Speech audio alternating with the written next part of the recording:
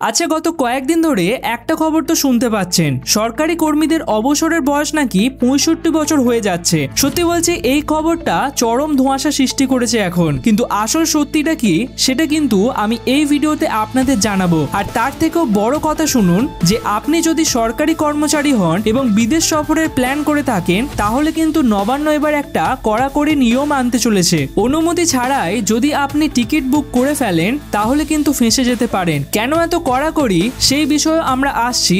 আর তাছাড়া night duty allowance নিয়ে যারা রাতে কাজ করেন, তাদের জন্য কিন্তু অষ্টম পে কমিশনে একটা বিরাট সুখবর আসতে চলেছে। তো সেই সমস্ত আলোচনা থাকবে আজকের ভিডিওতে। তো এই ভিডিওটা শেষ পর্যন্ত দেখুন, সমস্ত বিষয় আপনাদের ক্লিয়ার হয়ে যাবে। বন্ধুরা, প্রথমেই আসছি সেই চর্চিত খবরটা নিয়ে, যেটা আপনারা অনেকেই হয়তো ইতিমধ্যে সোশ্যাল মিডিয়ায় দেখে ফেলেছেন। পশ্চিমবঙ্গ সরকারের শিক্ষকদের অবসরের বয়স নাকি ৬০ বছর থেকে এক ধাক্কায় ৬৫ বছর করা হচ্ছে। সত্যি বলছি, এই খবরটা খুব ভাইরাল হয়ে যাওয়ার পর আমিও চমকে গিয়েছিলাম। কিন্তু আসল সত্যিটা কি জানেন? সোশ্যাল মিডিয়ায় এই বিজ্ঞপ্তিটি ছড়িয়ে পড়েছিল, যেটি হচ্ছে সম্পূর্ণ ভুয়ো। এই পরিস্থিতিতে সরকারের পক্ষ থেকে কিন্তু কড়া বার্তা আসে। তারা লক্ষ্য করেন এই ভুয়ো বিজ্ঞপ্তিটি কিন্তু দ্রুত বিভ্রান্তি ছড়াচ্ছে। রাজ্যের শিক্ষামন্ত্রী ব্রাত্য বসু তখন সরাসরি এই বিষয়টি রাজ ধরেন। তিনি ঘোষণা করেন যে এই খবরটি সম্পূর্ণ ভুয়ো, আর এছাড়া আর কিছুই নয়। এমন কিছু করার কোনো সিদ্ধান্ত এখনো কিন্তু সরকার নেয়নি।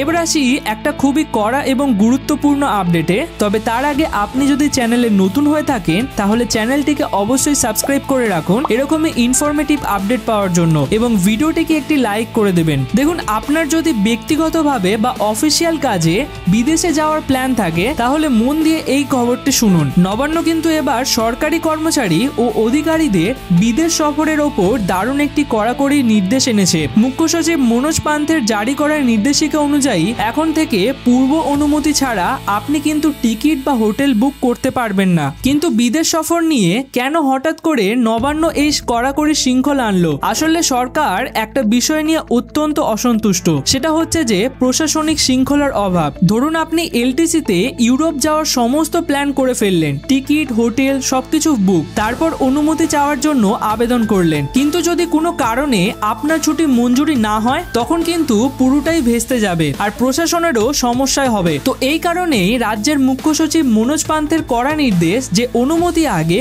বুকিং পরে। এটা শুধুমাত্র ব্যক্তিগত ভ্রমণ নয়, সরকারি কাজের ক্ষেত্রেও প্রযোজ্য। নির্দেশিকায় স্পষ্টভাবে বলা হয়েছে, বুকিং হয়ে গেছে বলে কোনো অজুহাত দেখিয়ে বিশেষ সুবিধা কিন্তু পাওয়া যাবে না। তাই সমস্ত বিভাগীয় প্রধানদের বলা হয়েছে যেন কর্মীরা ৪ সপ্তাহ আগেই আবেদন করেন। এটা নিয়মের প্রতি সম্মান দেখানো এবং ভবিষ্যতের সমস্যা এড়ানোর জন্যই করা হয়েছে। এবার যারা রাতে কাজ করেন, বিশেষত রেল, প্রতিরক্ষা বা স্বাস্থ্য বিভাগে, তো সেই সমস্ত কর্মচারীরা, তাদের জন্য কিন্তু এবার একটা খুব ভালো খবর আসতে পারে। আমি কথা বলছি নাইট ডিউটি অ্যালাউন্স নিয়ে। তো আপনারা জানেন যে রাতের শিফটে কাজের জন্য তাদের অতিরিক্ত চাপ ও স্বাস্থ্য ঝুঁকির স্বীকৃতি হিসাবে এই ভাতাটি দেওয়া হয়। কিন্তু এখন সমস্যা হলো যে দীর্ঘদিন ধরে কর্মী সংগঠনগুলো অভিযোগ করছে যে এই ভাতার হিসাব অনেক পুরনো নিয়মের উপর ভিত্তি করে নির্ধারিত হচ্ছে। রেলের একজন কর্মী যেমন বলছেন যে যাত্রী সুরক্ষা বা ট্রেন চালানো সব নির্বিচ্ছিন্ন রাখতে রাতভর কাজ করতে হয়, কিন্তু তার তুলনায় ভাতাটা